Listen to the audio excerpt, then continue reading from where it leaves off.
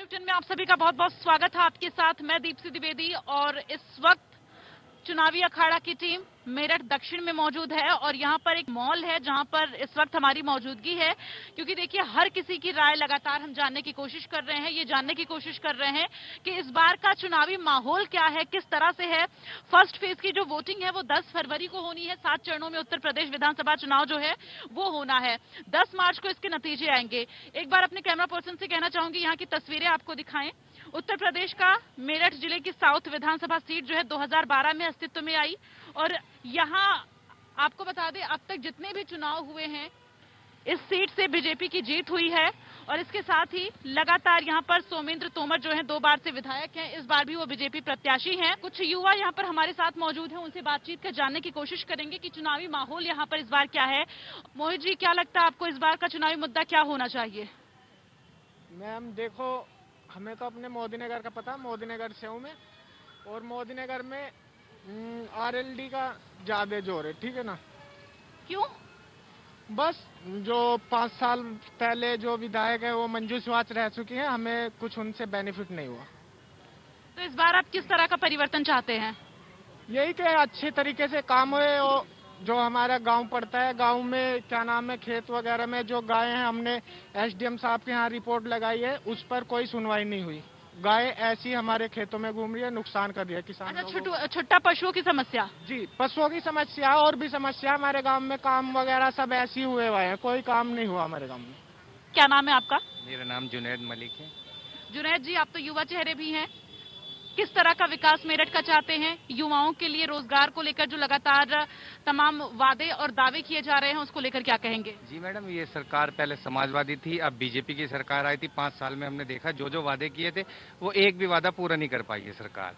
तो अब की बार हम भी बदलाव चाहते हैं। हम चाहते हैं कि ऐसी सरकार आए जो युवाओं का ख्याल रखे, नौकरियां दे उनको और उनके कारोबार के बारे में सोचे, किसानों के बारे में सोचे। तो 5 साल इनको आजमाया है, अब 5 साल किसी और को आजमाएंगे। तो 5 साल सपा को भी आजमाए थे पहले? जी जी, खरी उतरी थी आपकी उम्मीदों पे? बिल्कुल बिल्कुल, उम्मीदों पर खरी उतरी थी और अब की बार भी हम उसे ही चाहते हैं कि वही सरकार आए। यानी कि सपोर्ट पूरी तरह से आरएलडी सपा गठबंधन को है? बिल्कुल, गठबंधन को पूरी सपोर्ट है जी हमारी। हम सपा और रालोद को वोट करेंगे। विक्रम जी, आपको क्या लगता है मेरठ का विकास हुआ है? बिल्कुल हुआ है मैम। जिस तरीके से फ्लाईओवर बन रहे हैं, ये क्या कहते हैं, मेट्रो का काम हो रहा है, उससे भी बहुत चीज़ों में डेवलपमेंट आ रहे हैं यहाँ पे।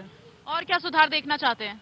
मैम सुधार ये, भ्रष्टाचार खत्म हो गया, लड़के अपने घर से टाइम से बाहर निकल लिए, मॉलों में काम करने आ रही है, इससे फायदा ही हुआ है।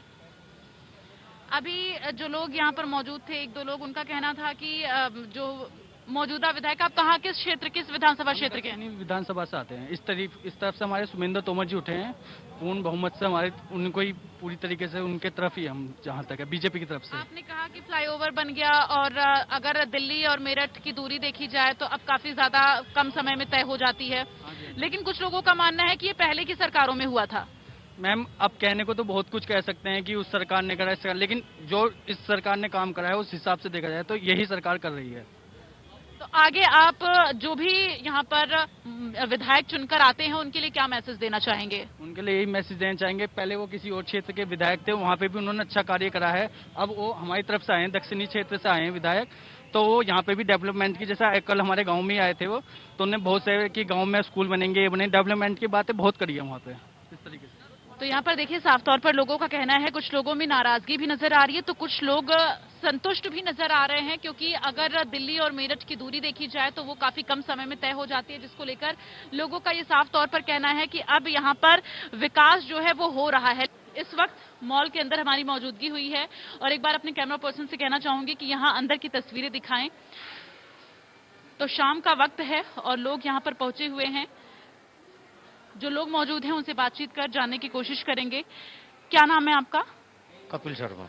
कपिल जी, आपको क्या लगता है आप यहाँ काम करते हैं या घूमने आए हैं? नहीं, मैं काम करता हूँ यहाँ पे। आप यहाँ काम करते हैं। कोरोना टाइम में देखिए बहुत मार्केट जो है वो डाउन हुआ, उसके बाद से किस तरह से अब आगे काम आप लोगों का चल रहा है और कितना ज्यादा लॉस हुआ? देखो, लॉस हमें तो मैडम हुआ नहीं है, हमें कंपनी ने तब भी सैलरी दी थी, आज भी उसी तरह से सैलरी दे रही है, हमें इसका कोई फर्क नहीं पड़ा और गवर्नमेंट काफी हेल्प भी कर रही है इस बारे में। तो इसका कोरोना काल का तो हमारे जीवन पे ऐसा कोई फर्क पड़ा नहीं है, तब भी स्मूथली चल रहा था, अब भी स्मूथली चल रहा है। अच्छा, मेरठ के विकास को लेकर आप क्या कहेंगे कि अभी कितना विकास हो और आगे कितना होना चाहिए? विकास देखो, मेरठ में तो काफ़ी विकास हुआ है। मेरे इधर में जो हमारा सोतीगंज बाजार है, पहले उसमें काफ़ी भीड़ हुआ करती थी, निकलने के लिए भी रास्ता नहीं मिलता था।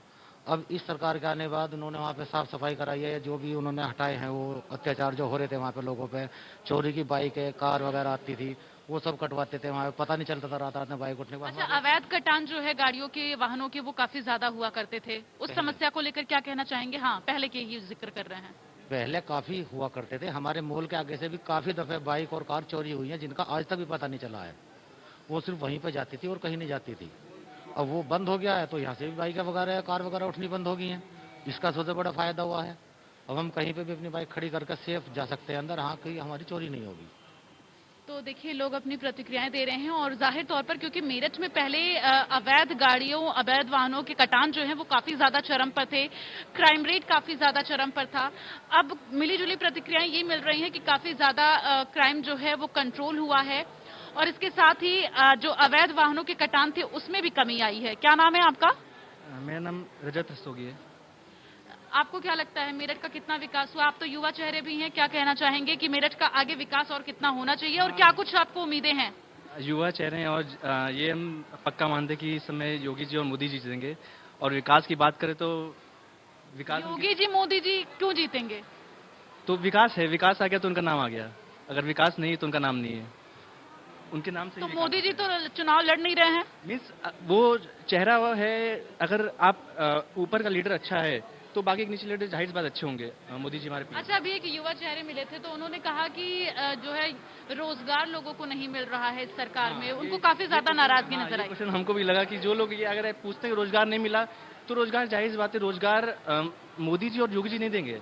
अगर कौन देगा फिर? अगर हमें कुछ नहीं आता, हम पढ़ लिख लिया, अगर हम सॉफ्टवेयर इंजीनियर हैं, हम एमसी कर लिए, अगर हमें कुछ नहीं आता तो उसमें मोदी जी और योगी जी जिम्मेदार नहीं है। हमको तो प्रयास करना पड़ेगा। अगर हम एमसी डिग्री लेके ऐसे ही बैठ गए घर में और हम कहेंगे कि नहीं योगी जी आके हमको इंटरव्यू दिलवा के हमें जॉब दिलाएंगे तो ये अच्छा, कुछ लोग तो ऐसे भी होते हैं, पढ़े लिखे होते हैं, डिग्री भी होती है, वो काबिल भी होते हैं, लेकिन फिर भी घर बैठे हैं। नहीं, ऐसा नहीं है। कहीं ना कहीं गलती इंसान की होगी। आज हम भी तो पढ़े लिखे हैं, कम कमाते हैं, मतलब तब पूरा ज्यादा कमाते विश्वास हैं, है तो कि मैटर नहीं गलती इंसान की होगी। हाँ, अगर हम कह रहे हैं कि बहुत जगह हमसे इंटरव्यू नहीं निकला तो इसमें हम कैसे उनको गवर्नमेंट को जिम्मेदार ठहरा दें, चाहे कोई भी गवर्नमेंट हो। इसमें योगी जी और सपा या कोई भी पार्टी की बात नहीं हो रही है। ठीक है, तो यहाँ पर लगातार मिलीजुली प्रतिक्रियाएं जो हैं, लोगों की राय सुनने को मिल रही हैं। फिलहाल देखना यह है कि आगे किस तरह से मेरठ का और विकास होता है, जो लोगों की उम्मीदें होती हैं वो कितनी पूरी होंगी। क्या नाम है आपका? मेरा नाम अपूर्वा अग्रवाल है।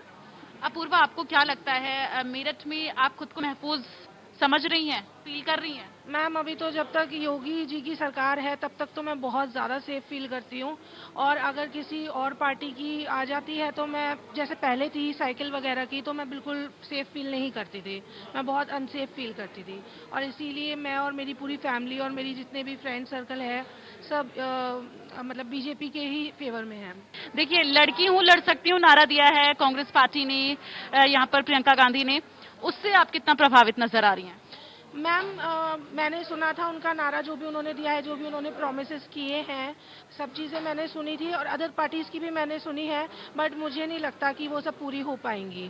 तो देखिए, यहाँ पर साफ तौर पर अब लोगों का यही कहना है कि बीजेपी की सरकार में फीमेल्स जो हैं वो काफी ज्यादा खुद को सेफ फील कर रही हैं। और अभी जो हमसे बात की वो एक एडवोकेट है, उनका साफ तौर पर कहना है कि पहले वो इस तरह से बाहर बेधड़क नहीं निकल सकती थी, लेकिन अब वो चीजें हैं।